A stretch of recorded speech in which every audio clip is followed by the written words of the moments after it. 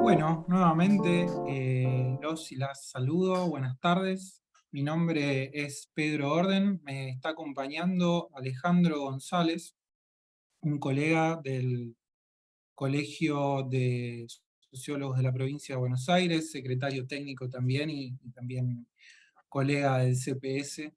Es bueno, un gran compañero, nos va a estar acompañando hoy. Y la propuesta de este encuentro en particular es la posibilidad o tiene que ver con la posibilidad de conversar sobre nuevas tecnologías y nuevas herramientas que tenemos a disposición como profesionales de las ciencias sociales. Inicialmente, este tipo de talleres, y como llamamos talleres abiertos, están pensados desde el Colegio de Sociólogos y Sociólogas de la provincia de Buenos Aires, y se crean con la necesidad concreta de actualizar en algunas herramientas a los y las colegas, pero nos parece interesante la idea de poder abrirlo a otras profesiones, ya que muchas temáticas y muchas cuestiones más técnico-metodológicas muchas veces pueden ser compartidas. Entonces, bueno, me vuelvo a presentar, mi nombre es Pedro Orden, soy presidente del Colegio de Sociólogos y Sociólogas de la provincia de Buenos Aires, soy científico de datos y, lógicamente, sociólogo, con lo cual, bueno, si les parece ya comenzamos. Ale, ¿te puedo pedir porfa que me habilites para compartir? Sí, perdón, Pedro. Ahí va. Como cuestión general, lo que les comento es que la actividad va a tener una duración aproximada de 1 hora, ¿sí? No podemos extender, pero para ser honrados y honradas con los tiempos de todos y todas, la idea es eso, ser justos con la temporalidad de la actividad. Bueno, voy a compartir una primera presentación.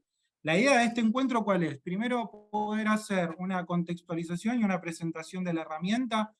Hoy lo que vamos a ver es exactamente lo que dice el título de la actividad. Vamos a ver cómo podemos crear informes con R en cuarto. Ya creo que el título es un montón de información. R es un lenguaje de programación, ¿sí? Y cuarto es una herramienta que se mezcla o se articula muy bien con R, ahora lo vamos a ir viendo. Eh, pero bueno, este es el tema que nos convoca. ¿Y por qué creando informes? Porque lógicamente parte de nuestro trabajo como profesionales de las ciencias sociales tiene que ver con narrar nuestro trabajo, presentar resultados y demás. Así que bueno, avanzamos. Perdón, ahí estamos. Bien. Bueno, esto es lo que les comentaba. Este espacio en particular es de taller abierto y es un espacio permanente dentro de los colegios profesionales de sociología. Allí están las siglas que lo componen.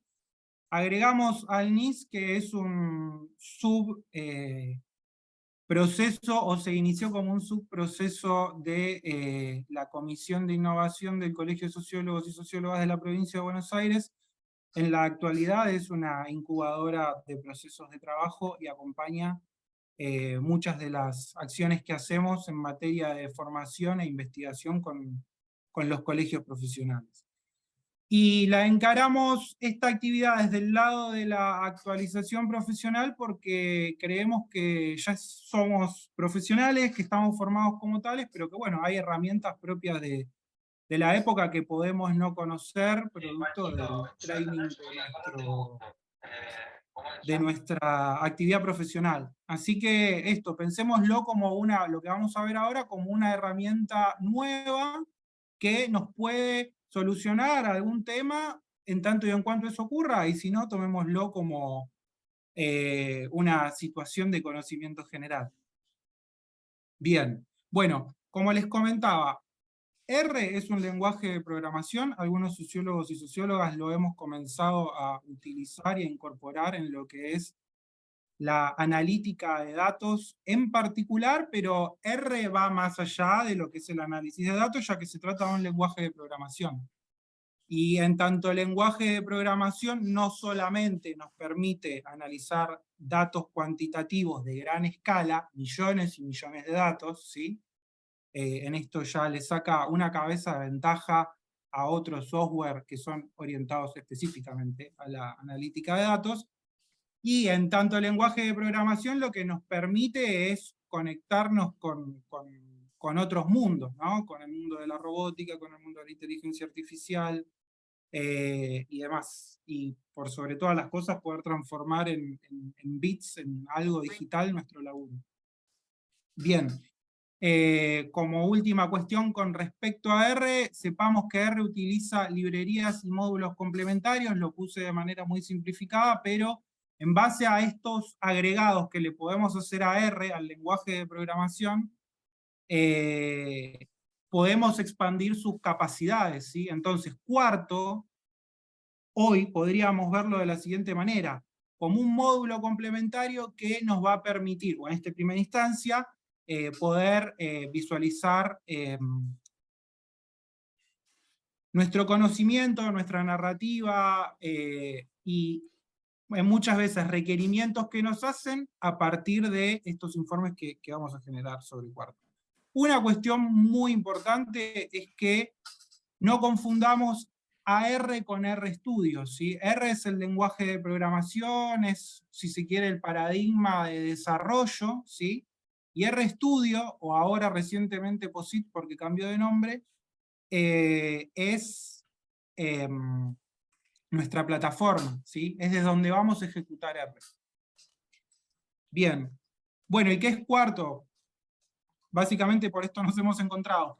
Quarto es una plataforma o un sistema de publicación científico y técnico, ¿sí? Es abierto, igual que R, son dos tecnologías abiertas. ¿Eso qué significa? Que lo puede usar todo el mundo, que no hay que pagar, que alcanza con tener una computadora relativamente potente. Digo, no hace falta una computadora de la NASA para correr R y Quarto, sino con una computadora doméstica, pero de las que han salido en los últimos 5 años, podríamos ejecutar estas operaciones como las que vamos a ver hoy, ¿sí? Entonces, Quarto, es un sistema de publicación. Ahora vamos a ir viendo, ¿sí?, qué significa cada cosa. De reciente creación, Quarto es una tecnología, es una, insisto, es un sistema que nació hace muy poquito. Esta semana se llevó adelante una conferencia de gente que programa en R y lo presentaron recién en esa conferencia, con lo cual estamos todavía hablando de algo muy novedoso, pero a la vez muy potente, y ahora vamos a ver por qué. Y ya les cuento por qué es lo que venía seguidamente, que es que Quarto no solamente nos va a permitir publicar, y ahora vamos a ver qué significa publicar, nuestros resultados en R, sino que vamos a poder articular lo que hagamos en R con otros lenguajes de programación. Entonces, no solamente vamos a estar usando nuestro lenguaje de programación R en Quarto, sino que vamos a usar Python, que puede ser que lo hayan escuchado o lo utilicen, Julia, una plataforma nueva que se basa en JavaScript que se llama Observable. Todo eso se puede ir mezclando en Quarto. Entonces Quarto nos va a permitir publicar y nos va a permitir articular lenguajes de programación en un mismo espacio.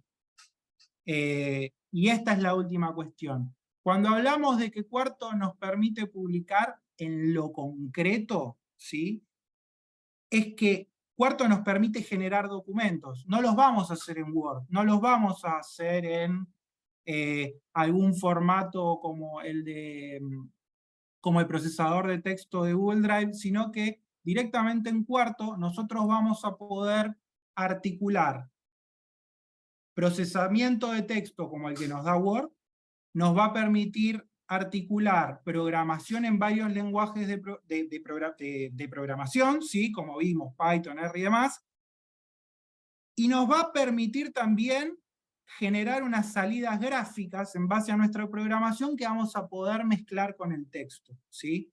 Entonces, el producto final que nos da Quarto, lo que nos da a nosotros y a nosotras, es la posibilidad de expresarnos de expresar un contenido, ¿sí?, de construir un contenido y de concretizarlo en un documento. Ahora vamos a seguir viendo de qué se trata esto que estamos comentando. Estamos recién en una introducción. Bueno, y esto es lo que les comentaba, ¿no? Podemos ver a Quarto, ahora estamos hablando en abstracto, después vamos a ir a ver bien específicamente qué es Quarto, pero en abstracto, Quarto lo que nos va a permitir es articular lenguajes de programación, nos va a permitir en la articulación de lenguajes de programación crear funciones o utilizar funciones, ¿sí? Para analizar datos, nos va a permitir graficar esos datos y nos va a permitir también generar documentos. Y eventualmente esos documentos también subirlos a la web en clave de o bien una suerte de posteo de blog, como los que ya conocemos, como una suerte de post de blog, o bien como un sitio web. Esto lo vamos a ver sobre el final, ahora no es lo más significativo, pero sí vayamos asociando la idea de Quarto con la posibilidad de crear un contenido, un contenido basado en datos, ¿sí? No es cualquier contenido, no es Instagram, no es Facebook, no es, digo, es un contenido basado en nuestro trabajo.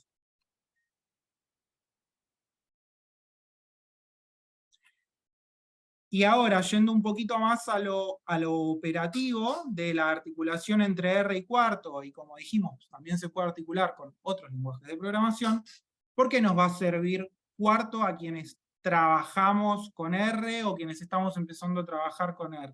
O a quienes aquellos a quienes nos interesaría comenzar a trabajar con R.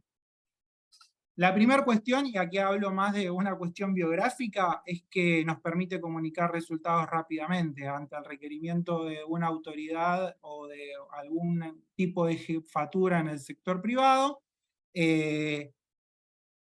A un profesional le hacen una pregunta y ese profesional, digamos, hipotético puede, o bien, dependiendo del cargo, dar una presentación y hablarla, o bien generar un informe, ¿sí? Y Quarto entra en esta segunda categoría de generación de informes. Esto que les decía, nos permite expresarnos, nos permite crear contenido. En última instancia vamos a usar Quarto, o una de las instancias en realidad, para comunicar resultados. Y por el otro lado, esto lo vamos a ver bien específico y lo vamos a entender cuando abramos Quarto, nos va a permitir modularizar el código. ¿Qué significa en criollo? Que nos va a permitir ordenar el código. Muchas veces escribimos de manera un tanto caótica nuestro código y demás, pero de esta manera, con Quarto, la cuestión se puede ordenar un poquito más. Y otra cuestión importante de Quarto es que favorece la replicabilidad del código, ¿sí? En Quarto uno puede mostrar el código que genera, y en tanto uno puede mostrar el código que genera, ¿sí? Y los resultados, denme un segundito, ¿eh? Bueno, esto. A medida de que se puede favorecer la replicabilidad del código, lo que uno puede hacer es validar con pares lo que uno está haciendo. Por ejemplo, si yo estoy haciendo un cálculo sobre pobreza y no muestro cómo hago ese cálculo se me puede haber ocurrido a mí. Lo que permite, y puede estar bien o mal, pero es algo mínimo. La idea es que siempre haya una triangulación de ideas, que podamos trabajar en equipo. Entonces, Quarto, lo otro que va a hacer es favorecer la replicabilidad del código. Bueno, potencia la articulación del código y algunas otras cuestiones que quedarán para investigar.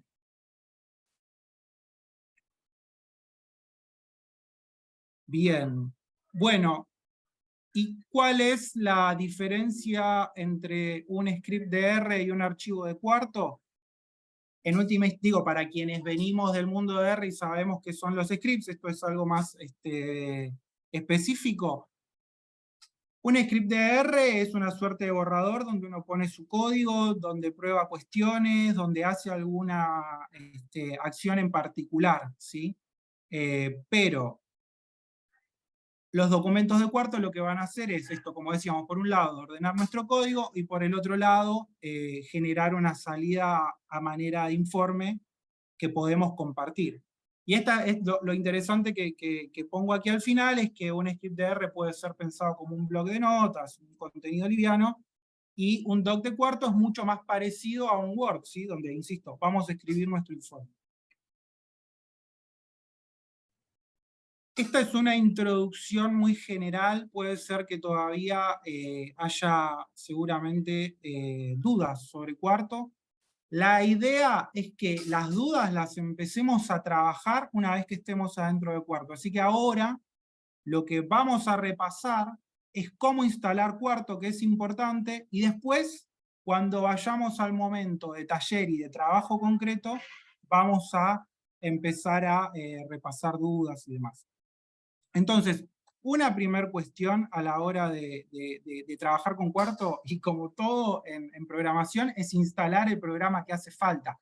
No alcanza con R y RStudio para hacer andar cuarto. A cuarto lo tenemos que bajar de un lugar, ¿sí? Se baja de aquí, de cuarto.org, y les invitaría a que comiencen a hacer la descarga, o que empiecen, no la descarga, sino que entren al sitio, y la descarga la vamos a ir haciendo entre todos y todas. Así que, nuevamente, mi propuesta es que entren a cuarto.org y hagan la descarga. Vamos a dar un minutito para ir entrando a la web. Y la descarga, en verdad, ahora la vamos a ir haciendo entre todos. Bien. No sé si se escucha, pero acá los vecinos están a pleno con el trap. Cualquier cosa, avísenme que cambio la... No, se escucha perfecto, Pedro. Perfecto, perfecto. Yo los tengo acá, pero Sí. bueno. Contemporaneidad, compañeros. Bien, bueno. Espero que estén todos y todas en cuarto. Y acá hice una suerte de pequeño tutorial que también se los mandamos por mail. Esto, la idea es muy sencillo instalar cuarto, esto también vamos a decirlo, no lo vamos a fetichizar, acá no interviene ninguna cuestión compleja a priori. Igualmente, quien tenga problemas, que nos los vaya diciendo. Entramos a cuarto.org, y una vez que entramos a cuarto.org, le damos clic al botón que dice Get Started, que en español significa comenzar. Y una vez que hacemos clic en Get Started, vamos a descargar la versión de cuarto que se ajuste a nuestro sistema operativo. Quienes tengan Mac van a descargar la versión de Mac, quienes tengan Linux van a descargar la versión de Linux, y la que aparece arriba y resaltada es la de Windows por una cuestión de adopción. Por lo general, la mayoría tiene Windows, entonces lo resaltan. Pero cualquiera de estas opciones que se ajuste a su sistema está bien, ¿sí? Bien, bueno. La descarga puede tardar un poquito, pesa aproximadamente 70 megas, con lo cual también vamos a dar un minutito de espera para que todos y todas puedan ir acompañando el proceso, o esa es la idea.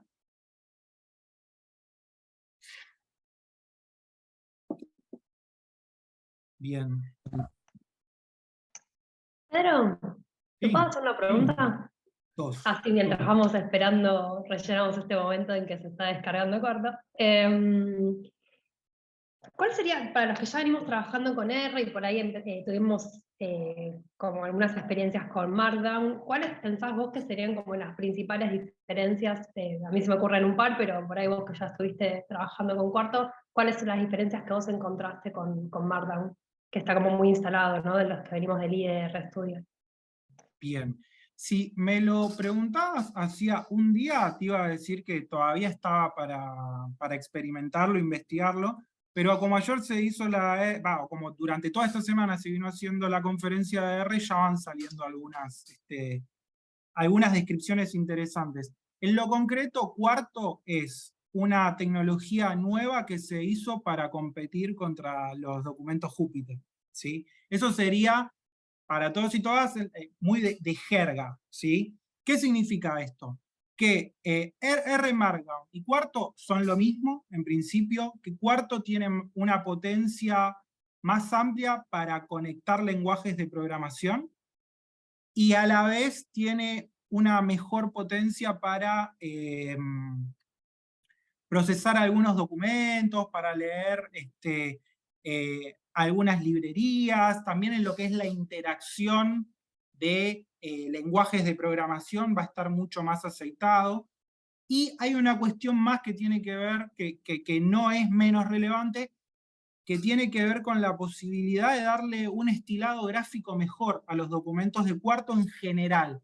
Los R Markdown están buenos, quienes los usamos asiduamente, la verdad que no tendríamos mayores cuestiones como para reclamar, pero cuarto embellece un poco más lo que es la aproximación al documento. Y esto, compañeros y compañeras, no es menor. Nosotros estamos comunicando resultados, ¿sí? Con lo cual tenemos que tratar de disminuir todas las vallas que pueda haber entre lo que nosotros queremos comentar y lo que el otro quiere saber. Lo estético es relevante, al menos en este punto. Claramente que el contenido es lo principal, pero lo estético acompaña. ¿Qué significa entonces lo estético? Que con pequeños códigos o con pequeños agregados podemos hacer que nuestro documento sea mucho mejor leído, ¿sí? En términos de generar una cercanía con la herramienta. Bueno, ahora igualmente, Betsy, vamos a seguir viendo esto. Lo vamos a seguir viendo. Y vamos a transformar un documento de Markdown en cuarto. Está bien, está bueno. Bueno, seguimos. Bajamos cuarto. Ahí está. Acá nos aparece arriba el botón ya del cuadro de cuarto descargado. Y compañeros y compañeras, aquí es como todo en Internet. Cuarto es un archivo seguro, con lo cual denle todo siguiente a la instalación, ¿sí? Denle todo next, next, next, y se va a ir instalando. Como una única consideración, yo recomiendo que cuando lo instalen para todos los usuarios en la computadora que lo están instalando, que es esta segunda opción de aquí. Si se lo instalaron solamente para ustedes y comparten, por ejemplo, la computadora con una hermana, la hermana no va a poder usar cuarto, la van a poder usar ustedes solos porque lo instalaron para ustedes solos. Fíjense eso. Pero digo, no hay nada complejo en lo que es la primera instalación de cuarto. Bien, nos vamos a quedar acá. Hay algo interesante. Una vez que tenemos instalado cuarto, que en este momento seguro muchos de ustedes ya estén instalándolo, una vez que cuarto esté instalado, ustedes abren RStudio y cuarto tendría que aparecer solo, ¿sí? En R, no hay que reagregarlo, ¿se entiende? Ustedes vinieron hoy, no tenían cuarto, lo instalaron, cuando vuelvan a abrir R, les va a aparecer por default en el sistema, RStudio. Y aquí está cómo es que aparece. Van a archivo, van a nuevo archivo, o a file, new file, y inician un cuarto documento. O les tendría que aparecer esto si es que lo han instalado bien. Vamos a hacer ahora un stop aquí, y les voy a consultar si han podido instalar cuarto, y si les aparece en RStudio, porque hay una salvedad. Si tiene una versión de RStudio muy vieja, puede ser que no funcione del todo bien, ¿sí? Y acá no es una cuestión de estar siempre a la vanguardia de lo tecnológico, pero sí, las últimas versiones de cualquier programa mejoran algunos problemas de compatibilidad. Entonces lo mejor siempre es tener las últimas versiones de sistemas operativos de la compu, sistemas operativos de celu, el último Word y demás. Es una cuestión de performance y no tanto de fetichismo de la novedad, ¿sí? Bueno, puede haber algo de fetichismo de la novedad también, pero principalmente de performance. Bien. Bien, lo ven en RStudio, así que no apareció. Bien, perfecto, Juan, bárbaro. Bien, excelente, excelente. Ahora hacemos otra pregunta. ¿Alguien tuvo algún problema por fuera de lo que puede ser la versión de R antigua? Profe, Sí. disculpe, a mí me dice que está instalando, pero no agiliza la barra. Se quedó como, me dice, en español me dice algo así como, por favor espere a que se instale, pero no hace nada. Bien, bien. Una alternativa quizás es cancelar la instalación y volver a probar, porque se puede haber colgado, pasa, por lo menos a los y las usuarias de Windows, el cuelgue es algo que nos excede, pero que ocurre. Sería como la primera opción. Aparentemente eso podría. Y si no, avisanos.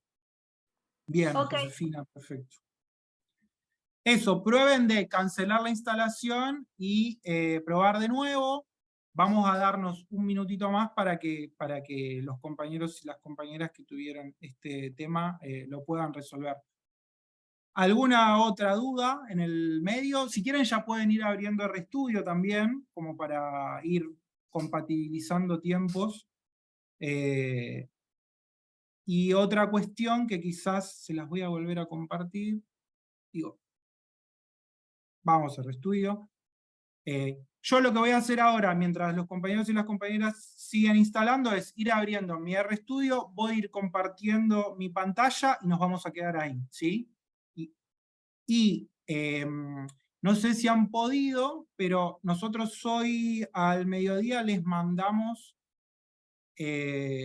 una carpeta con archivos para descargar que está en Drive. Yo se las voy a volver a compartir por las dudas.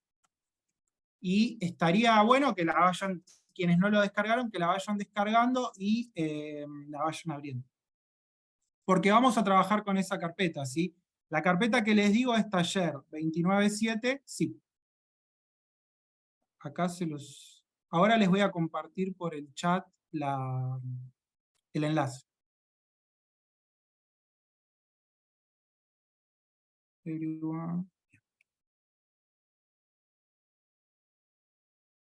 Por ahora, Gonzalo, no armen ningún proyecto, la idea era chequear que funcionara, ¿sí? Ahora lo que les recomiendo es que descarguen la carpeta que les mandamos, la que dice 29.7, que la vayan abriendo, y algo interesante, sobre todo para los y las compañeras que no vienen tanto del mundo de R, es que dentro de la carpeta ustedes van a encontrar una suerte de cajita de cristal con una R. Quienes sabemos de R sabemos que eso es un proyecto, pero quienes no vienen de R quizá no lo sepan. Esa cajita de cristal que tiene una R adentro la tienen que cliquear, ¿sí? Entonces, lo que va a ocurrir es que nosotros vamos a empezar a trabajar adentro de un proyecto de R. Entonces lo que le diría es eso. Denle clic a la cajita que dice R dentro de la carpeta taller 29.7, la que bajaron. Denle clic y bueno, ya podríamos ir comenzando. Yo voy a hacer lo mismo, así que les comparto mi pantalla. Ahora lo que vamos a hacer, compañeros y compañeras, es ir a RStudio, ¿sí? Salimos de la presentación, que también les queda, les pasamos el enlace.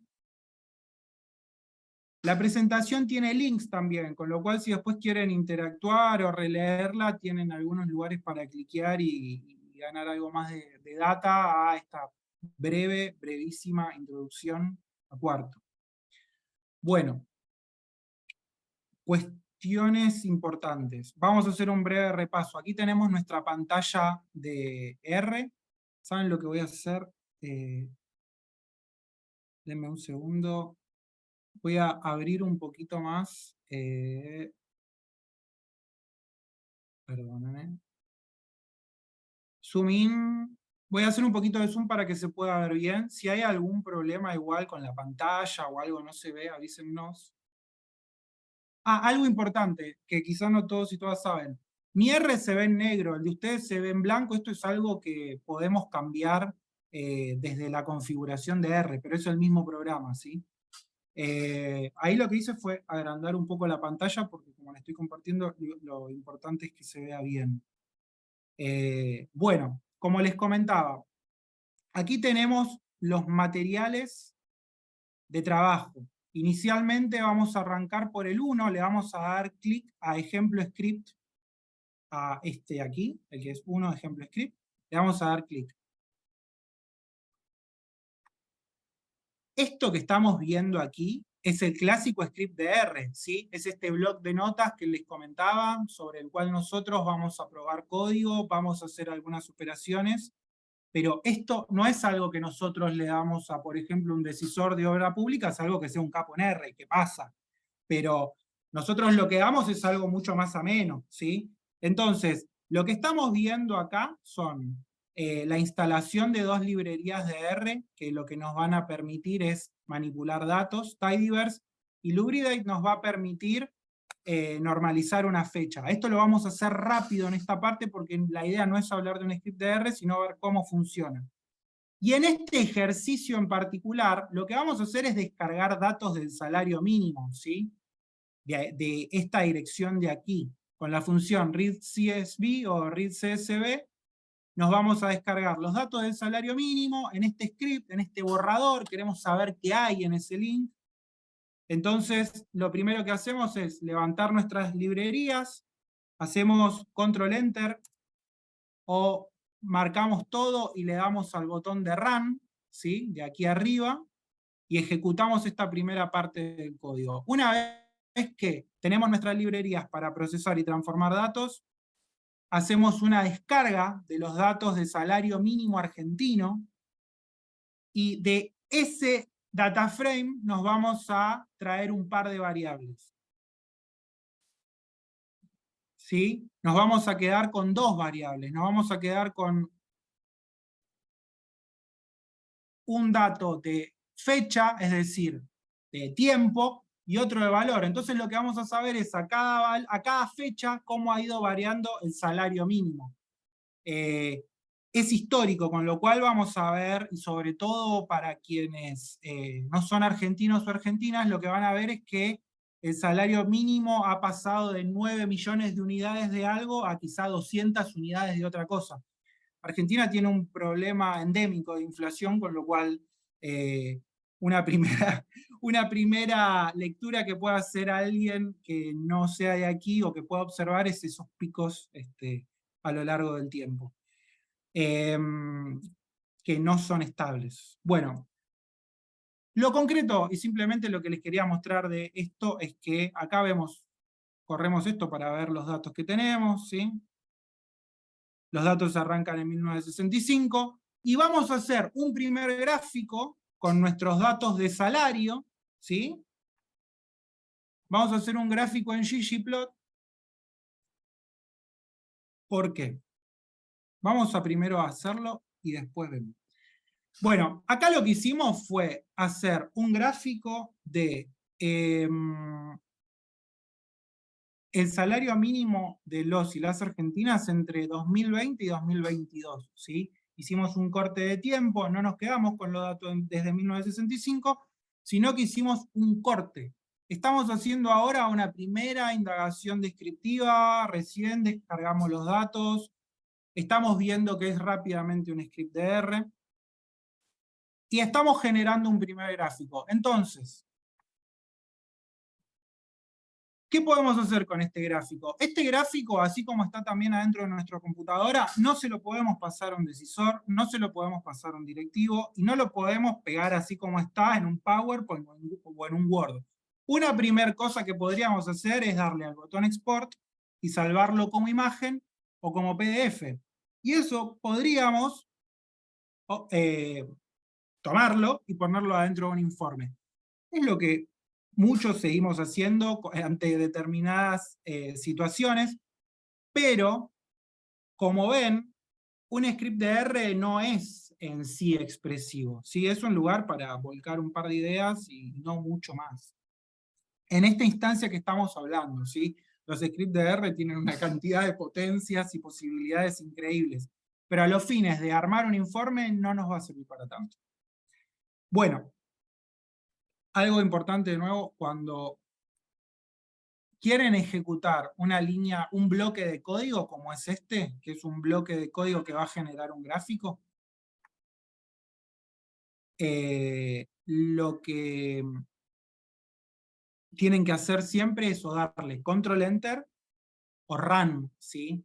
Y un tema que quizás para quienes no vienen de R, yo esto me lo morfé, pero después lo vamos a ver, pueden haber tenido aquí algún problema con correr estas librerías, pero ahora lo vamos a ver más tarde, ¿sí? Porque las librerías, para que funcionen hay que instalarlas insisto, para los que no vienen del palo de R. Pero ahora lo importante es esto, saber que tenemos un script, que el script nos permite generar algunas cuestiones y que una vez que generamos un gráfico lo podemos exportar, pero sinceramente estos gráficos no son un informe, son gráficos.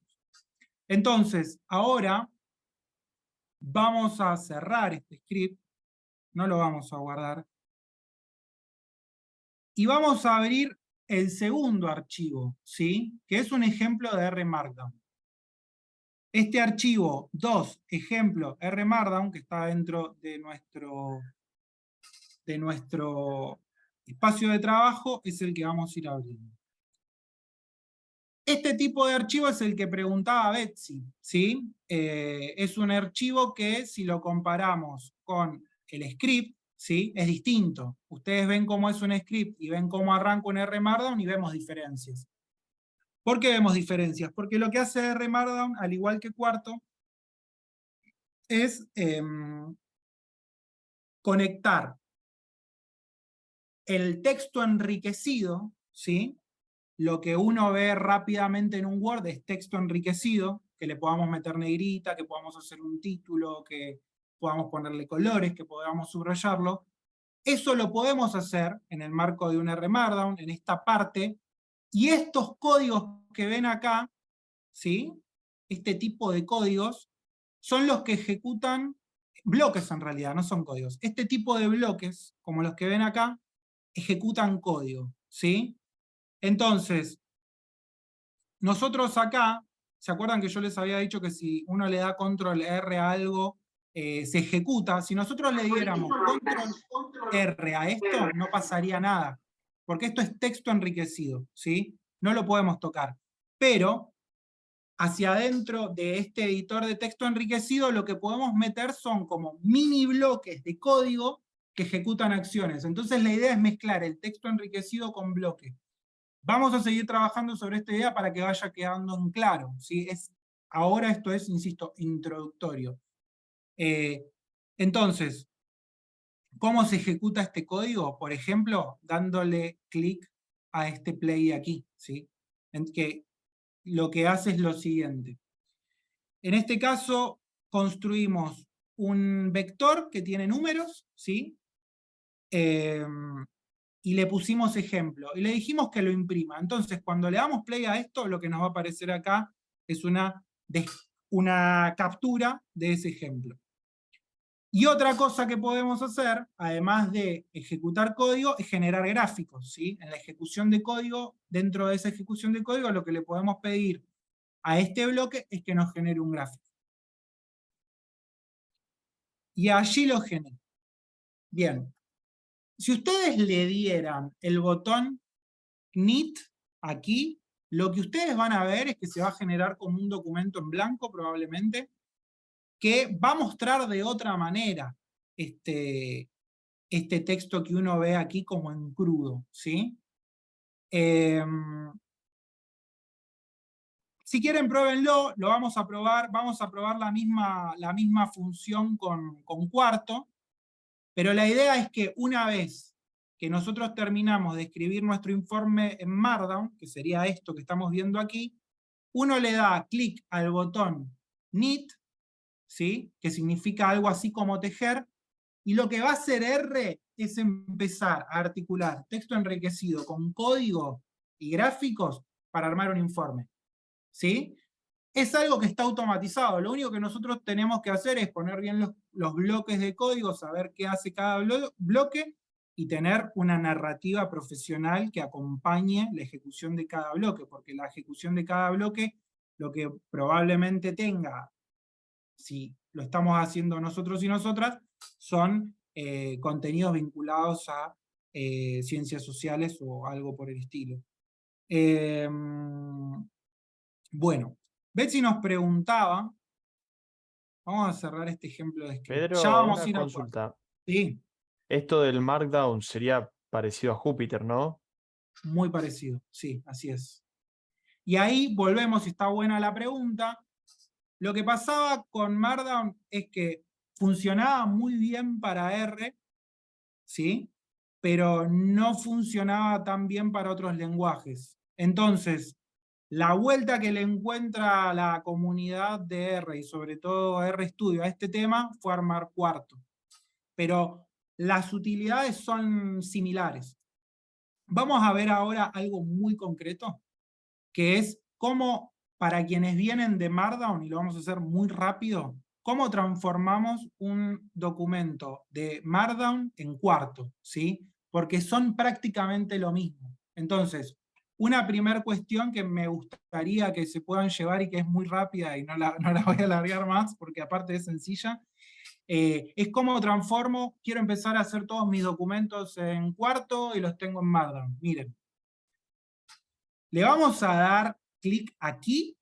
Esta es una manera que encontré que es muy fácil. Y vamos a ponerle rename, ¿sí?, a nuestro documento. Y si en vez de RMD le ponemos QMD, ya lo transformamos en Quarto, ¿sí? Yo ahora no lo voy a hacer, lo voy a volver a repetir. Vamos a transformar nuestro documento 2 de ejemplo en formato Quarto. Esto es muy rápido. Le vamos a cambiar simplemente la extensión de RMD a QMD. Miren. Listo, se transformó. Ya está. Entonces ahora lo que estamos viendo es el mismo archivo en formato Quarto. Esto es una simplificación, ¿sí? Pero quería mostrarles lo fácil que es. Esto fue pensado para que ocurra de tal forma, ¿sí? Para que los que venían de Markdown no sientan el trajín de tener que aprender otro tipo de formato de informe, ¿sí? Son muy parecidos. Pero ahora lo que les voy a contar es que hay algunas salvedades. No son exactamente lo mismo, pero en términos generales sí. Y la manera de cambiarle el formato es la que les mostré. Ahora vamos a ver, si les parece, un ejemplo de Quarto. Y a partir de este ejemplo ya empezamos a hacer todas las preguntas, empezamos a conversar un poco más y empezamos a entender un poco esto de para qué escribir un informe en Quarto, cómo mezclar nuestro código en Quarto y escribir un informe. Estas son cosas que también uno las va aprendiendo a medida que las necesita, pero está bueno tenerlas a mano porque si en algún momento uno las necesita ya las conoce. Bueno, este tercer documento, que es 3, ejemplo cuarto, de nuestra carpeta de trabajo, es un modelo de informe, ¿sí? Tiene datos verídicos y está adaptado de otro informe que hemos hecho con el NIS, para un colectivo de adultos mayores. Como les comentaba, el NIS lo que hace es dar apoyatura técnico-metodológica y de formación a otras instituciones y a los colegios profesionales. Veamos qué tiene un documento cuarto, pero ¿saben qué? Lo que vamos a hacer primero, me parece, les voy a mostrar cómo es un documento cuarto cuando lo ponemos a funcionar, ¿sí? Cuando le damos vida con este botón de render. Y después vamos a ir al cablerío, ¿sí? A lo que está por atrás. Ahora, lo que les diría es que le den aquí al botón render, sin mayores preámbulos. Va a tardar un ratito, puede tardar algún momentito. Si no tienen instalado Python o algunas cuestiones les puede fallar, no se hagan problema, porque la idea es aprender en este momento, ¿no? Entonces les puede dar muchos errores lo que estemos ejecutando. Quienes vengan quizá programando ya tengan muchas de las cuestiones instaladas, entonces no les dé error. Pero miren, le dimos render, ¿sí? A ustedes les puede aparecer este contenido, les puede salir como un pop-up, es decir, les puede salir de R, o les puede aparecer aquí. Si ustedes le dan clic acá, lo van a ver en el explorador en Chrome, o en el explorador que utilicen, en Safari o demás, ¿sí? Si le dan clic a esta pantallita con una flechita. Pero la idea, y por qué quise renderear rápido, Renderear significa lo mismo que tejer, ¿sí? Lo que les comentaba antes. Conectar código con texto enriquecido, con gráficos y demás, para que aparezca nuestro informe. La idea es ir comparando aquí lo que vamos escribiendo con cómo va apareciendo, porque esto que nos ha aparecido cuando dimos render es nuestro informe de trabajo, es lo que le vamos a dar a un decisor, es lo que le podemos dar a un periodista, es lo que le podemos dar a una agrupación, ¿sí? Política, si uno está haciendo trabajo político, es el informe que le podemos pasar a un jefe si estamos trabajando en el sector privado o demás. Bueno, fíjense, el informe o el modelo de informe se llama adultos mayores, brecha de ingreso y empobrecimiento. Es esto que pusimos acá, ¿sí? Le pusimos un subtítulo que se llama material de taller, entonces ustedes acá ya podrían ir jugando con cambiar el título, cambiar el subtítulo, pongo mi nombre, pongan el suyo, la fecha, ¿sí? Como nosotros vamos a hacer un informe HTML, como el que estamos viendo acá, es decir, que se puede abrir en un navegador, yo lo que hice acá fue meterle un montón de mini customizaciones para que el documento se ve bien. Yo ya se las dejo para que ustedes las usen, ¿sí? El día de mañana, cuando se quieran armar un documento de cuarto, ya saben que poniendo todo esto van a generar una serie de transformaciones visuales en el documento. Les cuento las más importantes. Por ejemplo, Top lo que va a hacer es que cuando se vea en el navegador, el documento de cuarto se organice en secciones, ¿sí? Que esas secciones estén numeradas, entonces le ponemos que al TOC sí, true, que numere las secciones, true. CodeFold es una opción que da cuarto y que también daba Markdown para mostrar código. ¿Se acuerdan que dijimos que la idea nuestra era generar informes replicables? Ahora les voy a mostrar esto de CodeFold. Esto de aquí es un CodeFolding, ¿sí? Nosotros estamos armando un informe y le estamos metiendo código que no nos guardamos, que lo estamos mostrando, ¿sí? Esa acción de mostrar el código se llama CodeFold, en este tipo de formatos, es una conveniencia, y le puse ver código para que quede en español, pero acá ustedes pueden ponerle lo que quieran. Esto es así.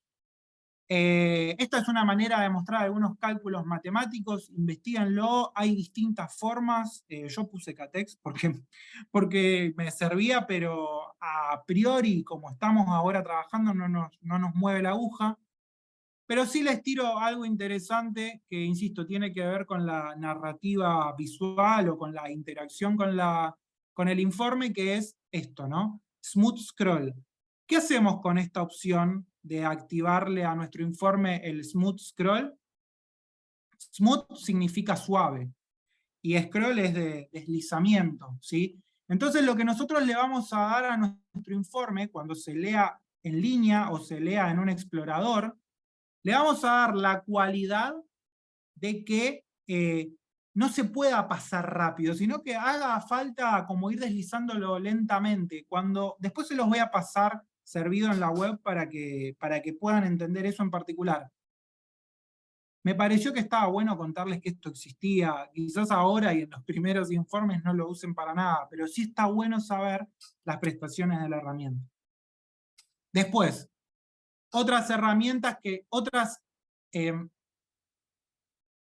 posibilidades que le estamos dando a nuestro documento. Esto se declara al inicio, ¿sí? Todavía no hemos empezado a construir el documento, pero sí le estamos diciendo a cuarto que nuestro documento tiene que tener todas estas características, ¿sí? Que tenga un título, que tenga un subtítulo, que tenga una fecha, que diga nuestro nombre, que tenga un menú, que el menú esté numerado, que muestre el código, y algo que también me parece lindo por cómo trabajamos nosotros y nosotras en nuestra escena de desarrollo, que es que los links los abra en una ventana externa y que cuando haya una citación simplemente cuando nosotros ponemos el puntero en el número de cita, nos lo muestre, ¿sí? Que no nos haga ir hasta abajo. Simplemente cuando nosotros pasamos por el número de cita, la herramienta nos va a mostrar el texto de la cita. Una cuestión también de legibilidad, ¿sí? Acá todo esto, si no les interesa en tanto formato, no le den bolilla. Pero son cosas que están buenos saber, que tenemos a disposición, que podemos usar con algunos interlocutores y con otros no. Eso ya forma parte de la estrategia comunicativa de cada uno con su trabajo. Bien. Algo interesantísimo que quizás ustedes no se los comenté antes y es fundamental, pero muy fundamental. Yo esto lo conocí hace muy poquito. Tanto Markdown como Quarto tienen un editor visual, ¿sí? Que está acá. Es yo diría que es como una suerte de compás, pero si no lo es, disculpen mi ignorancia. Pero parece una suerte de compás. Si ustedes le dan clic ahí, para quienes tengan las versiones más nuevas, vamos a ver una versión de nuestro Quarto todavía más cruda que la que estábamos viendo. Y acá vamos a ver pedazos de código, ¿sí? Como mucho más rústico. Originalmente, la manera de programar en Markdown era así, ¿sí? Pero hoy en día, con las prestaciones que nos da R y con cómo nos está resolviendo muchas situaciones, R y RStudio, y sobre todo esta plataforma que estamos usando, yo lo que les diría es que ni bien abren un Markdown o un Quarto, ya le den clic acá, ¿sí? ¿Por qué? Porque darle clic acá nos abre toda esta gama de funciones de edición de texto. Entonces, cuando nosotros arranquemos a escribir nuestro documento, ahora vamos a ver qué significa esto, nosotros vamos a poder estilar el texto de una manera muy amena, como ya conocemos, muy parecido a Word y demás. Si nosotros no hiciéramos esto de texto enriquecido con esta herramienta para enriquecer texto, tendríamos que decirle a Quarto o a la plataforma que usemos cómo tienen que ser, tenemos que explicitarle bien las funciones para customizar nuestro documento. Les vuelvo a decir, hoy en día de todo esto se encarga R tocando clic acá. Nos olvidamos de una edición mayor, ¿sí? Porque se encarga R y Quarto. Vamos a ponerlo en heading 2. Lo que les cuento, y que vuelvo a decir, es importante, es saber que aquí tienen una gama de herramientas para formatear nuestro texto, ¿sí? Para darle un encabezado interesante, para poner las cursivas donde van, y las negritas donde van. Un dato. Esto se pone por default, ¿sí? Este pedacito de código, cada vez que arranquen, después de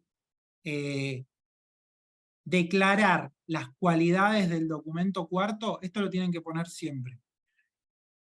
Si ustedes arrancan un documento Quarto nuevo desde aquí, Quarto Doc, ¿sí? Vamos de nuevo.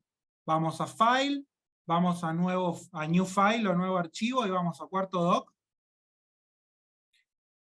Lo que nos va a pedir es que, este es mi padre, estuvimos trabajando ayer y creo que hoy está presente y le mando un abrazo. Ejemplo 4.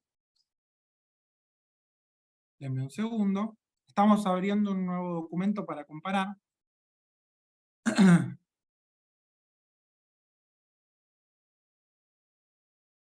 Fíjense que por default lo que va a hacer Quarto es abrirles, ya les va a resolver algo, ¿sí? Les va a abrir un documento que ya viene formateado en título y que viene formateado en tema, ¿sí? Hay muchísimos temas para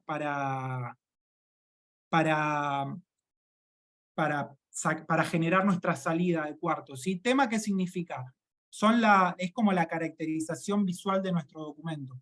Ahora les voy a pasar los links a los temas en un momentito. Pero bueno, por default, si ustedes quieren arrancar de cero, se abren un documento, le ponen o sea, acá lo que están haciendo es abrir un documento, le pusieron un título, miren, vamos a renderearlo también para que veamos qué pasa.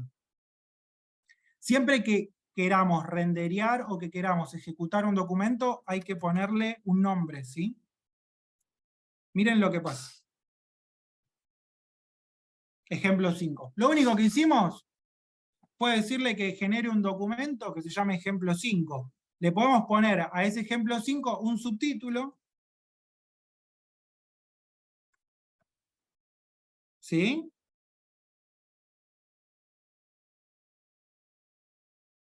Y un texto.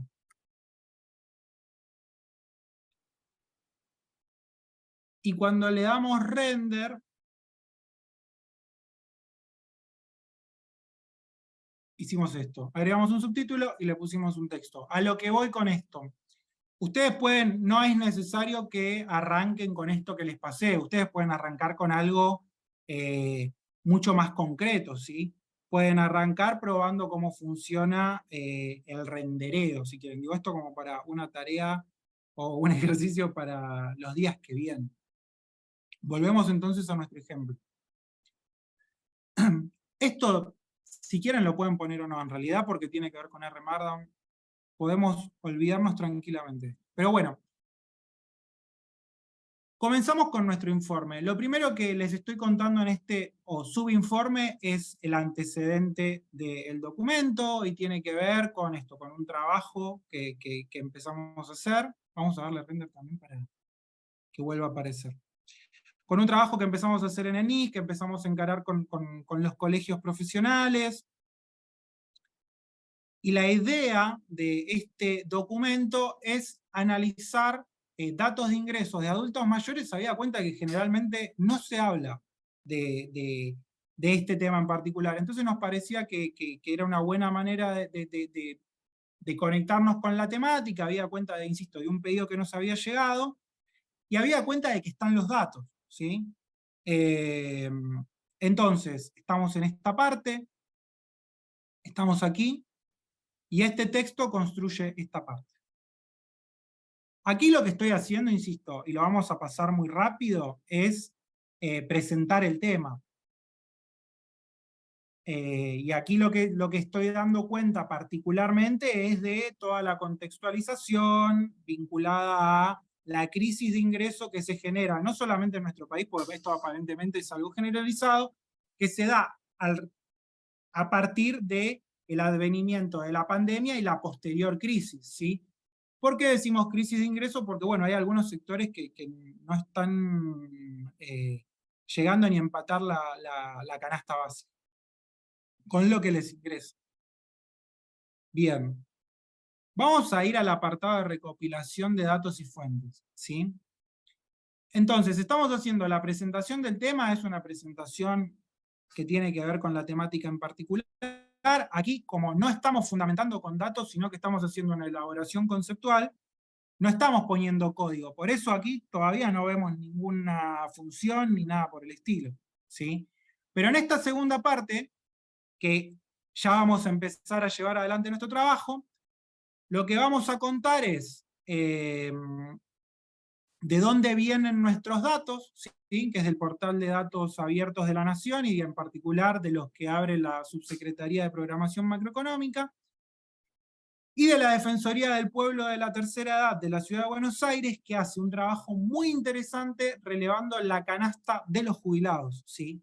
En base a ese proceso, hoy nosotros hemos realizado también una suerte de repositorio de esos datos. Nosotros scrapeamos los datos de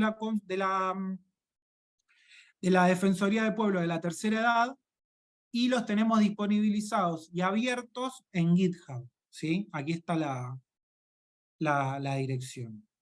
Entonces, ahora vamos a empezar a trabajar con esto.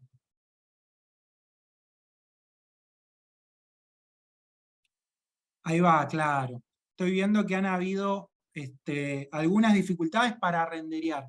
Ahora, enfoquémonos en lo que vemos en pantalla porque era intencional también que no funcionara, pero lo vamos a ver sobre el final.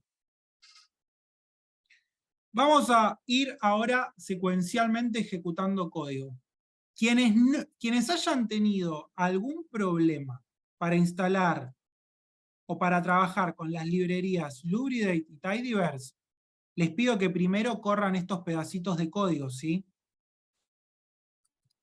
Lo que van a hacer es quitarle este hashtag o numeral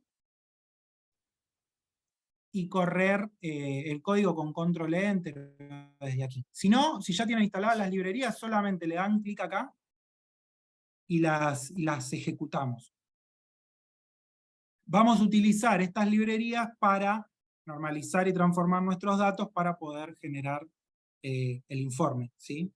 Entonces, vamos a cargar los datasets de estos dos links de aquí. De aquí vamos a descargar los datos de jubilación mínima, ¿sí? Hay una línea de tiempo que ahora vamos a ver bien de dónde a dónde va. Discúlpenme que se me está llenando de barras. Ahí estamos. Bien. Bueno, vamos a ver que los datos de jubilación, que son los de aquí, se componen de 619 observaciones. Arrancan desde hace ya más de 40 años. Tengan de nuevo esas, aquí está, desde 1971, tengan de nuevo a saber que hay una diferencia permanente, ¿sí?, en los valores de los ingresos de los argentinos desde hace muchísimo tiempo. Es un mal endémico a nuestra sociedad. Para quienes no son argentinos, quienes somos argentinos y argentinas, lo tenemos muy presente. Y bueno, la otra cuestión que vamos a descargar son los datos de canasta, ¿sí?, de la canasta de los jubilados. Insisto, haciendo play aquí, vamos a descargarnos los dos datasets. Vamos a hacer una primera exploración rápida porque es menester de los datos que descargamos. Vamos a hacer un summary de jubilación, es decir, vamos a generar un resumen de los datos.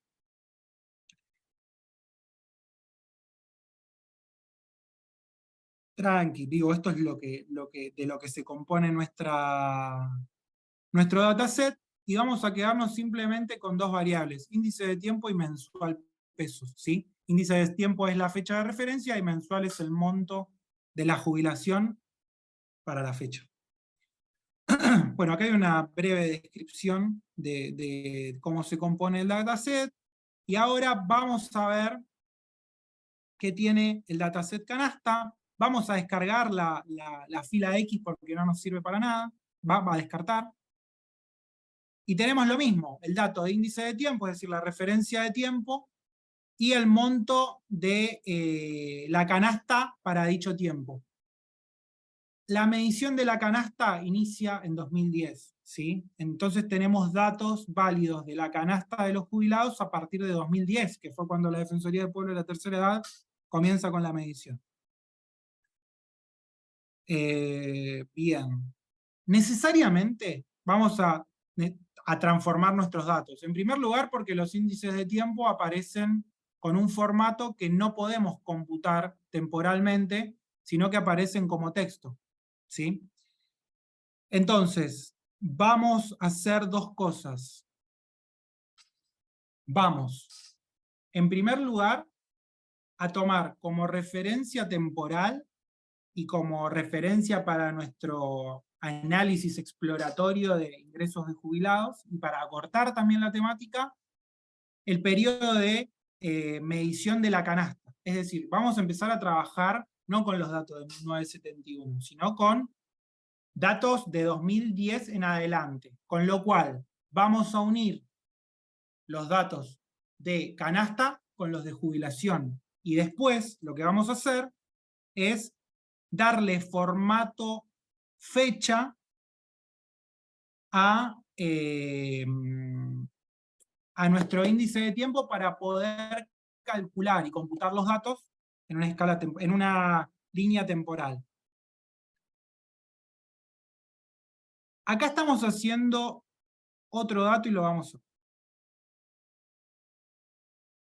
La idea es la siguiente: cuando armemos este nuevo dataset con datos de canasta y con datos de jubilación, vamos a crear una última base que se va a componer de ambos conjuntos de datos unidos, ¿sí?, y relacionados, y vamos a generar un datito más que es interesante, que tiene que ver con esta variable de aquí, que se llama ncanasta, que tiene que ver con la cantidad, ¿sí?, de salarios mínimos que necesitaría un jubilado para cubrir la canasta, ¿se entiende?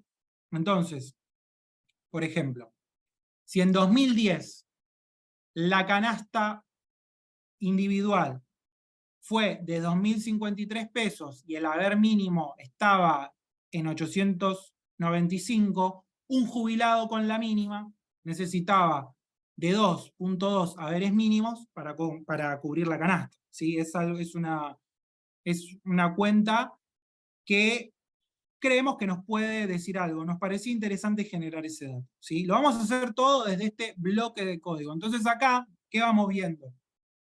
Que a medida de que vamos presentando un problema, de que vamos analizando una situación, nos vamos descargando datos, los vamos presentando y vamos generando nuevos datos. Todo en un mismo lugar. Y a la vez, y esto es lo maravilloso, vamos generando nuestra narrativa de texto, ¿sí? Vamos a ver cómo quedó. ¿Ven? Acá lo que nosotros hacemos es abrir pedacitos de código, como ventanitas a nuestro código,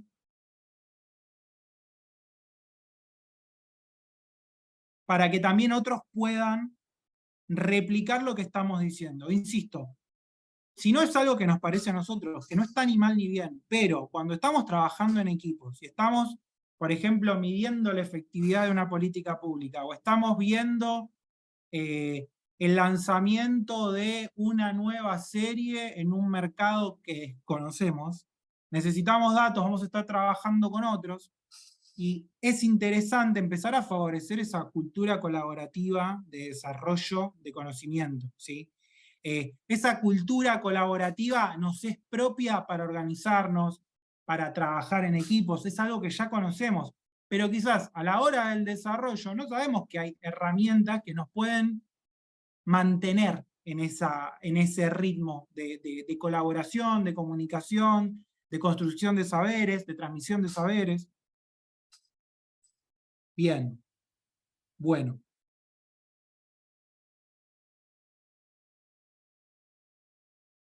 Vamos a hacer, si les parece, un primer stop, porque ya después vamos a ir al momento de la visualización. ¿Hay alguna duda técnica en principio con cuarto? Cuestiones técnicas, todavía no vayamos a las conceptuales o teóricas, que eso lo vamos a dejar para el final. Nos vamos a dar 15 minutos para preguntas de orden más general. Pero con respecto a lo técnico, ¿se va entendiendo un poco qué hace cuarto? O van viendo que les puede servir, ¿hay algo que no les haya funcionado de algo en general? No vayamos al tema de Python en particular, porque Python lo vamos a ver sobre el final. ¿Se acuerdan que yo les había dicho que en cuarto uno puede mezclar distintos lenguajes de programación? Quienes venimos en R y nos encontramos por primera vez con alguna cuestión de Python, probablemente lo que nos va a pasar es que nuestros scripts rompan, así que eso quédense tranquilos. Pero algún otro tipo de consulta que quieran hacer, comentario. Bien, vamos a dar un minuto por si alguien quiere escribir. Yo me voy a tomar un mate. Bárbaro. Vamos a ir con la parte final, ¿sí? Que es la transformación de datos, no, la visualización.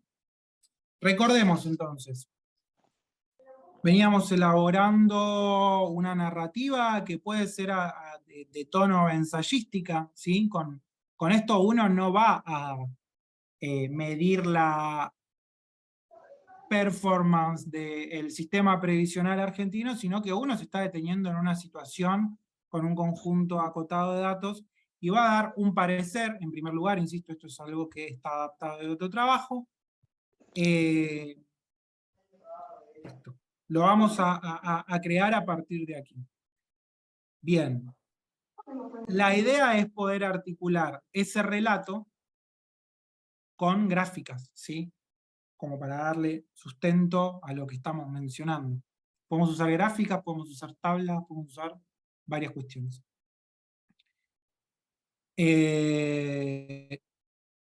Ahora lo que vamos a hacer entonces es generar un código hacia adentro de nuestro cuarto que nos genere una primer salida.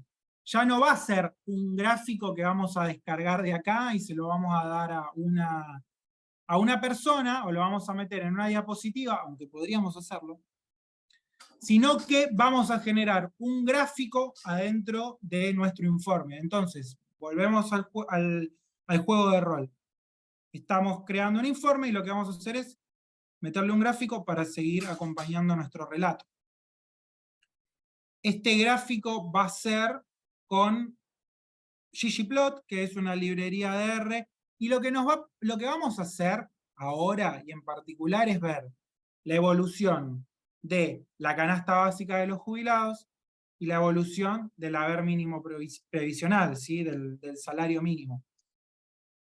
Si ustedes esto lo vieran en grande, acá lo estamos viendo cómo se va a ver gráficamente, ¿sí? No se fíen del todo con el gráfico que aparece acá, sino siempre usen el otro editor visual, el que les aparece a la derecha, o bien mostrándolo en el explorador. Quédense con esa impresión gráfica y no con la que ven acá. Bueno, y lo que vamos a hacer es esto. Venimos hablando de un problema concreto con las jubilaciones mínimas, y lo que podemos empezar a ver ahora, insisto, hay inflación en la Argentina, con lo cual la situación no es que en principio se ha vuelto muchísimo más injusta con esta brecha, sino que ha habido un desfasaje en las actualizaciones de unos y en otras. Entonces, lo que vamos a ver es el gap que hay entre la canasta básica de los jubilados y el haber mínimo nominal, ¿sí? Bueno, acá hay una breve reflexión sobre la temática, pero este dato solo no nos alcanza, es un dato netamente descriptivo y nominal, ¿sí?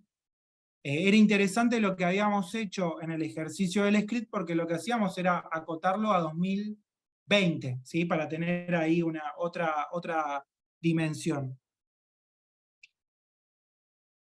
Y lo que vamos así quedarnos es este dato, como para tener una línea comparativa, ¿sí? y tener una referencia concreta. Nos vamos a quedar con este dato y vamos a visualizar este dato de cuántos saberes mínimos fueron necesarios para que un jubilado con la mínima pueda cubrir la canasta básica.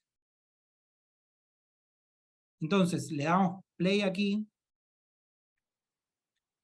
Y esto es interesante, ¿no? Acá podemos comparar, quizás mirando acá y mirando acá, que de 2010 en adelante, bueno, hubo una situación donde quizás hacían falta menos jubilaciones mínimas para cubrir la canasta, y a partir del 2015, con algunos picos y bajadas, la cuestión tiende a ser ascendente, ¿sí? Si nosotros acá trazáramos una línea o dividiéramos periodos, teníamos una situación de, bueno, relativa estabilidad, pero igualmente muy desigual, porque, digo, 5 millones de jubilados, compañeras y compañeras, cobran la mínima, ¿sí?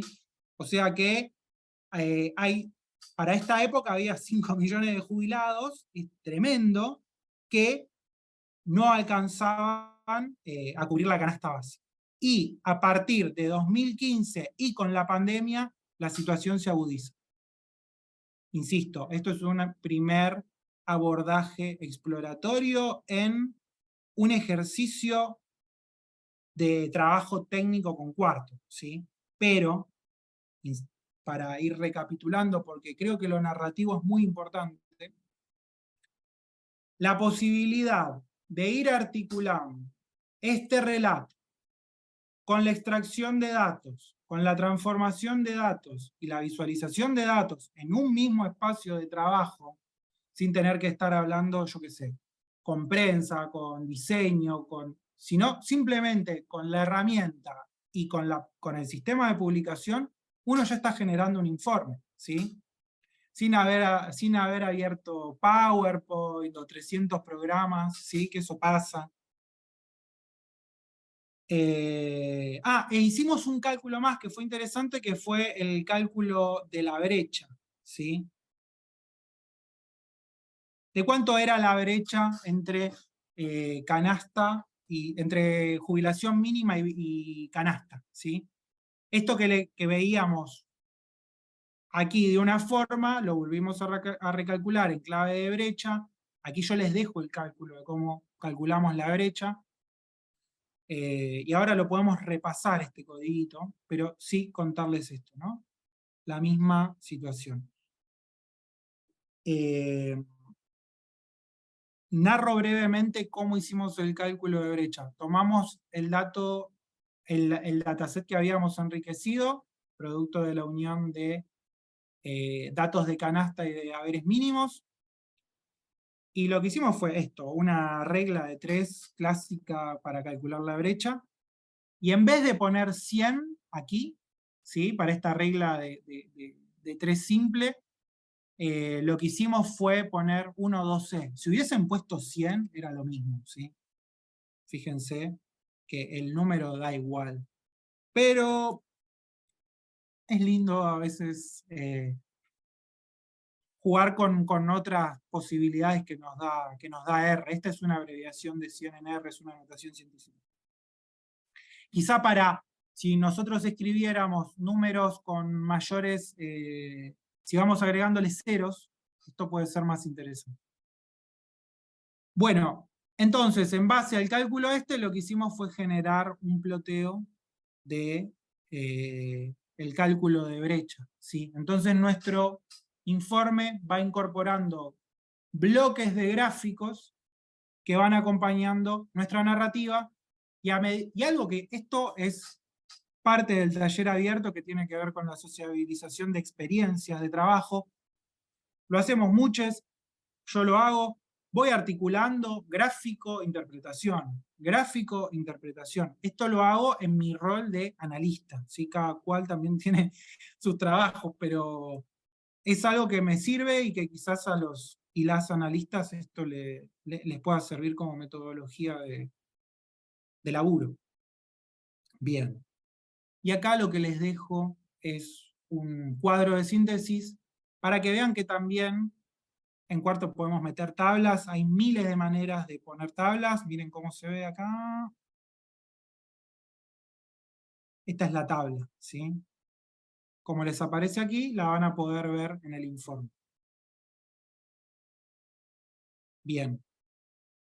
Sobre el final, las reflexiones. Son reflexiones que tienen que ver con, y esto es interesante también, son reflexiones de corte político, ¿sí?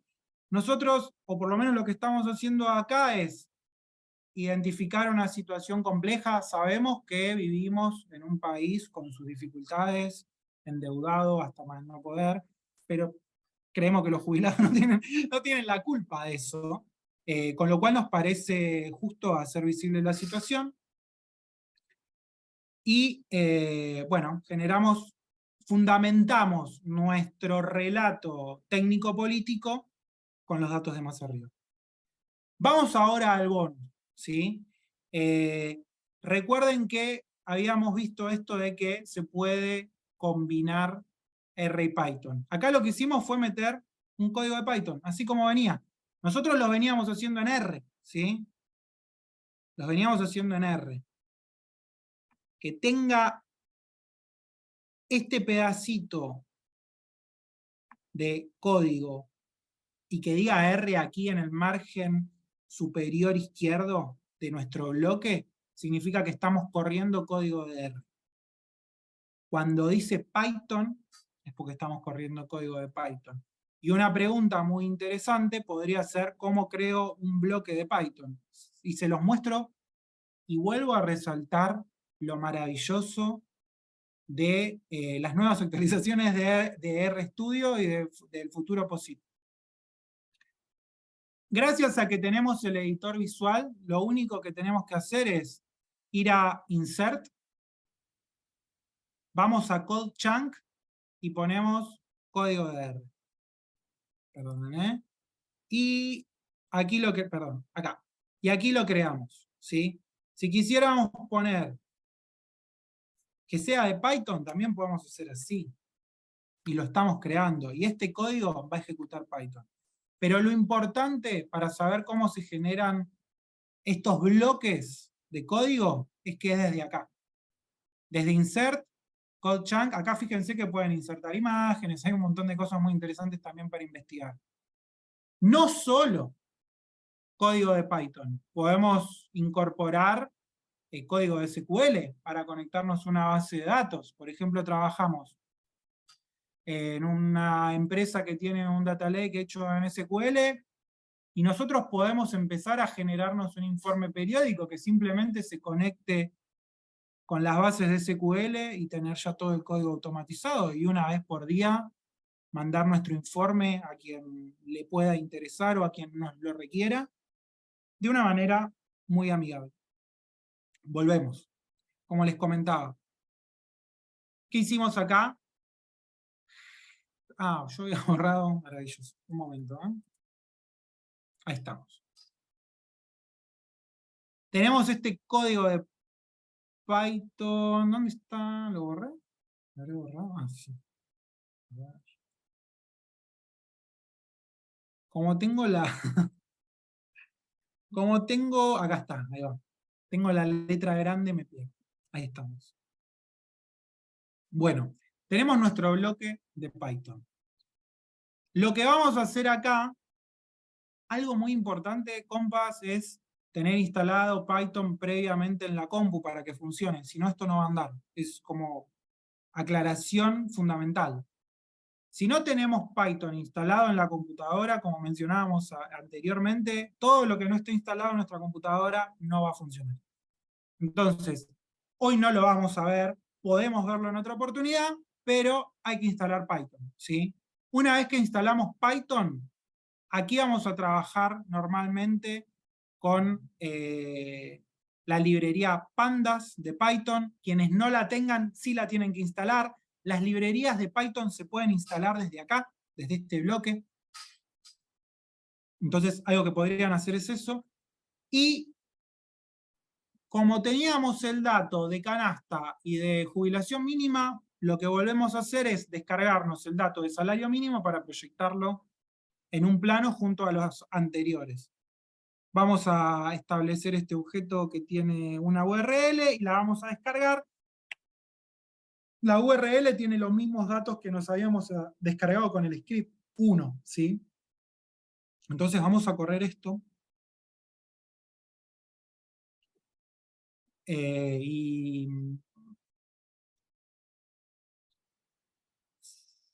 Sí, Ale, si podés, perdonen, déjame como anfitrión y seguimos. Bien. Bueno, ¿qué hicimos? Nos descargamos entonces la base de datos que tiene el valor mensual en pesos corrientes de 1988, que en realidad vamos para atrás y estaba en el título, pero son los datos del salario mínimo vital y móvil. Imagínense que yo esto lo puedo hacer, insisto, todos los días. Si mis datos variaran diariamente, yo podría generar este informe todos los días o directamente automatizarlo, ¿sí? ¿Qué significa automatizar? Hacer que este informe se ejecute una vez por día y que eventualmente se mande por mail a un funcionario, por ejemplo. Y después pueden contarle o no al funcionario que eso está automatizado, fíjense. Pero vean cómo estas herramientas resuelven algunos procesos de trabajo, y sobre todo los más tediosos, los que tienen que ver con la rutinización de procesos, de una manera muy efectiva. por un lado, lo técnico, por el otro lado, toda la expresión narrativa, todo lo contrario. Podemos generar documentos contundentes, con una toma de posición y a la vez acompañarlo de evidencia. Bueno, ya termino de ejecutar todo esto, denme un segundo. Vamos a correr entonces el último código en Python. Y finalmente, como decíamos, vamos a hacer un clic acá. Esto no importa. Y ahí se generó el último gráfico que decíamos, ¿sí? Que tiene datos de salario mínimo, que tiene datos del haber mínimo previsional y que tiene los datos de canasta. En ninguno de los dos casos el salario mínimo vital y móvil y el haber mínimo previsional llegaron a superar, llegaron a superar los valores de la canasta, ¿sí? Eso tengámoslo presente.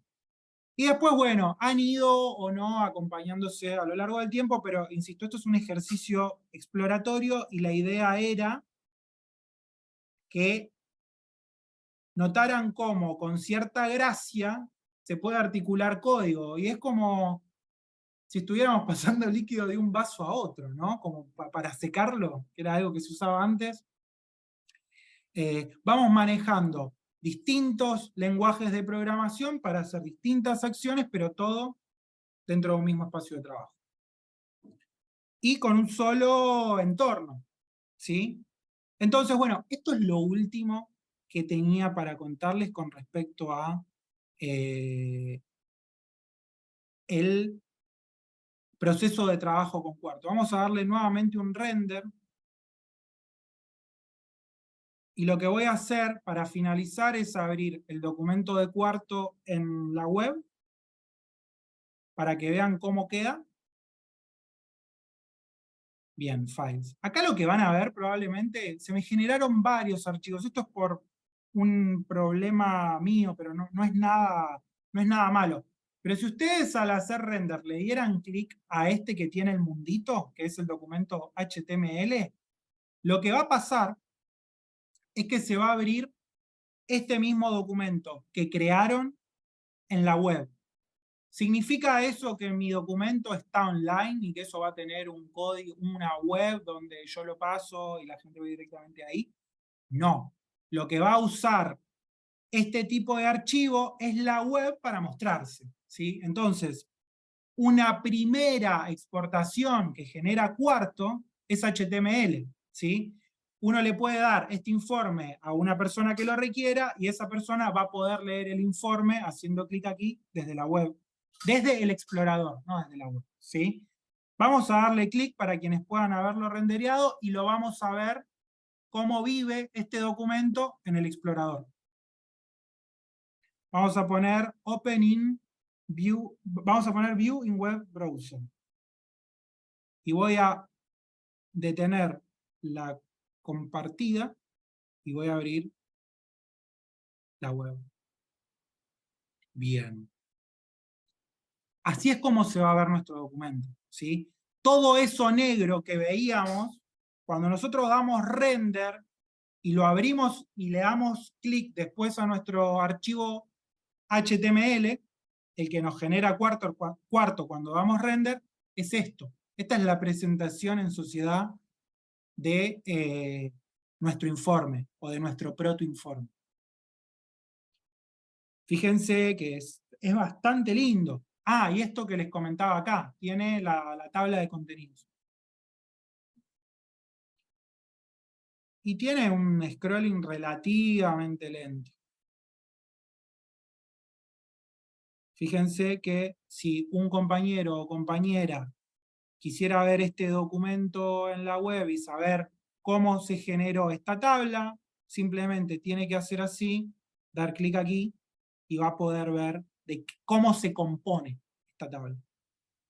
Recuerden que este tipo de atributos los cambiamos al iniciar, ¿sí? Bueno, estas son las reflexiones, aquí está el bonus, y acá están las notas al pie. Último dato con respecto al índice es que uno puede ir tocando y esto va paseando de una manera muy interesante. Es relativamente ajustable a celulares. Mi mayor crítica es que todavía le falta un pelito, ¿sí? Para ser fácil y rápido de leer en celulares, pero va en vías y es interesante, igual genera una buena lectura, una buena legibilidad. Bien, así es como va a quedar nuestro informe. Ahora, lo que me gustaría, para terminar, ya que son las 8:10 y estamos en hora de exposición, la idea de estos talleres es dos cuestiones. Son relatos más técnicos, ¿sí? Estamos hablando de botones, de acciones, de funciones.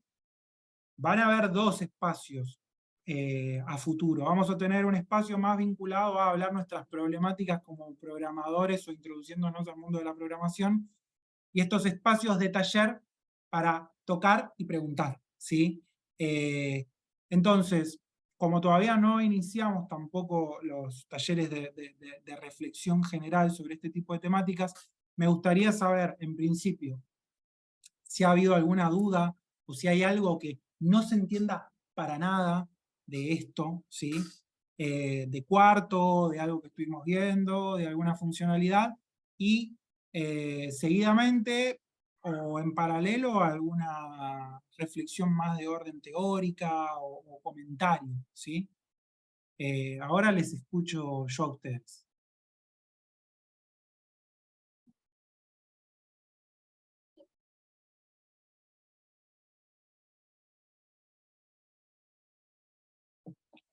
Bueno, a ver, no sé si hay... No quiero que comparta cosas, pero yo tengo preguntas. Vamos, Betsy. Perdón.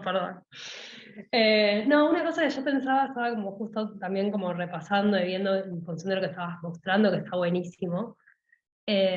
Como que pareciera que, digo, como que, bueno, cuarto es como una vuelta de rosca a lo que era Markdown, y digo esto, ¿no? Como que conserva por ahí para la gente que viene de Python y viene a usar la Jupyter, puedes usar cuarto o pasar tu Jupyter fácilmente a un cuarto, y para la gente que venimos de RStudio y lo amamos mucho, que se llame como se llame, no nos importa. Entonces como que por ahí digo, como que la gracia está como un poquitito en ese mashup entre los dos lenguajes, que está buenísimo. Me queda la duda, digo, y esto no sé si lo pudiste explorar todavía o cómo será, porque creo que una de las gracias que tiene Jupyter por ahí es esta cosa de que podés ir editando junto con otra persona al mismo tiempo, y digamos, y supongo que eso tiene que ver con que, no lo sé, digo, con que está como basado en la web, si sabes si Cuarto tenía pensado eso, o si tiene esa funcionalidad. Yo no la encontré todavía, pero vos por ahí la encontraste. Súper honestamente, desconozco, pero lo que se me ocurre es que quizás se pueda hacer el trabajo colaborativo en Jupyter, quizás pasarlo a cuarto, ¿no? Hay que ir viéndolo, es muy novedoso. Yo calculo que esto, estamos en el 2022, debería ir por ahí, debería ir para ahí. Pero bueno, todavía no tenemos, yo no tengo la información. Queda para investigar. Aileen levantaba la mano, si quiere Sí, participar. hola. Hola. Bueno, muchas gracias por el taller. Quería preguntarte, yo, bueno, nunca había usado Markdown tampoco, entonces no conocía mucho al respecto. Más allá del tema de la replicabilidad y de la posibilidad de trabajar como colaborativamente con otras personas, ¿cuáles son las principales como ventajas que tiene este tipo de herramientas como opuesto a simplemente como exportar los gráficos y ponerlos en un Word, que era lo que yo hacía usualmente? Bien.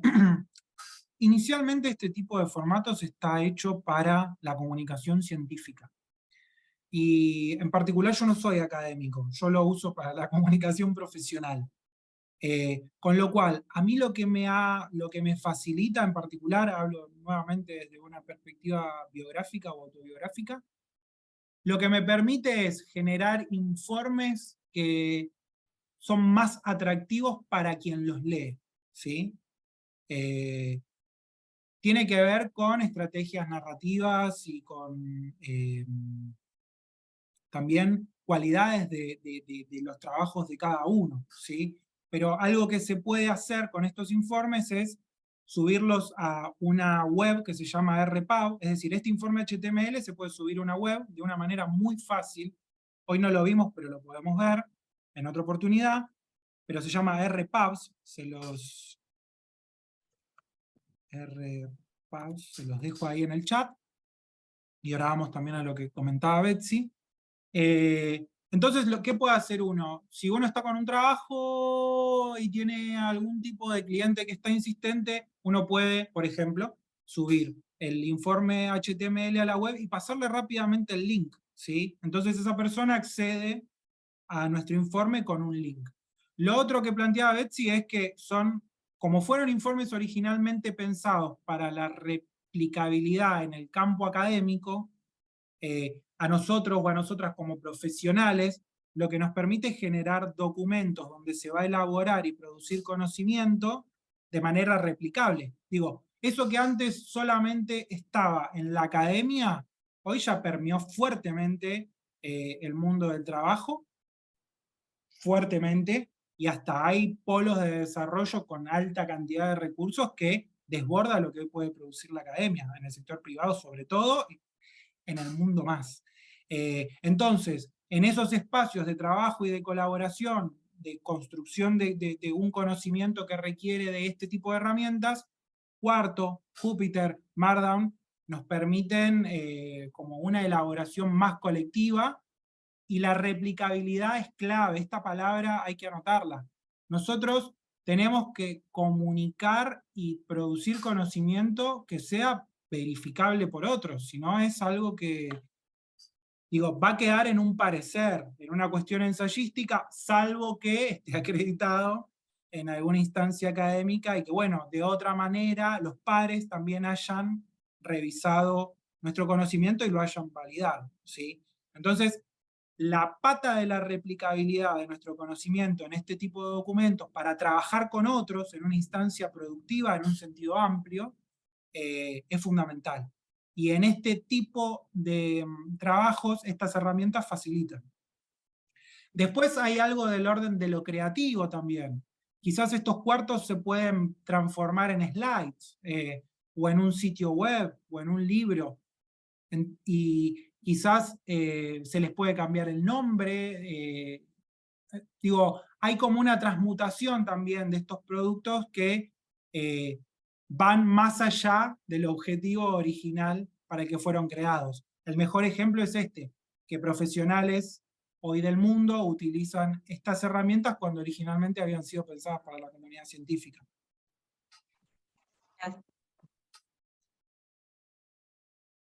Bien, bueno, estamos en 8:15. ¿Alguna pregunta más? ¿Comentario? La charla va a quedar grabada, como les comentaba, los materiales de trabajo les quedan. Bueno, qué coraje haberse acercado un viernes a esta hora. Les agradezco mucho a todos y a todas. Claramente que me pueden escribir. Betsy Cohen es otra compañera del NIS, y nos pueden escribir, ¿sí? Nos pueden buscar en LinkedIn, por ejemplo, y nos pueden escribir, o se pueden comunicar con la casilla de mail por la que recibieron la invitación. Pero claramente estamos disponibles y tenemos un compromiso con este tipo de herramientas, ¿sí? Abiertas y que potencian nuestro trabajo. Así que nos encanta hacer este tipo de cuestiones, y personalmente estaba muy motivado y con ganas de que esto ocurriera. Van a seguir existiendo estas actividades. Mi objetivo ambicioso es repetirla cada 3 semanas o cada 2 semanas, vamos a ver si llegamos, pero lo interesante del formato es que al ser corto, creo que podemos tener un ratito para charlar y para reflexionar, a veces más técnicamente, a veces más de manera más teórica. Bueno, gracias a todos y a todas, gracias Josefina, Malena, Constanza, y demás compañeros que se han ido manifestando, Juan, Gonzalo, a todos y a todas, les deseo unas buenas noches nuevamente, agradecido de que se hayan conectado, Y bueno, nos estamos viendo, ¿sí? Cuídense mucho, mucha suerte y ojalá y espero que esto les sirva. Nos vemos.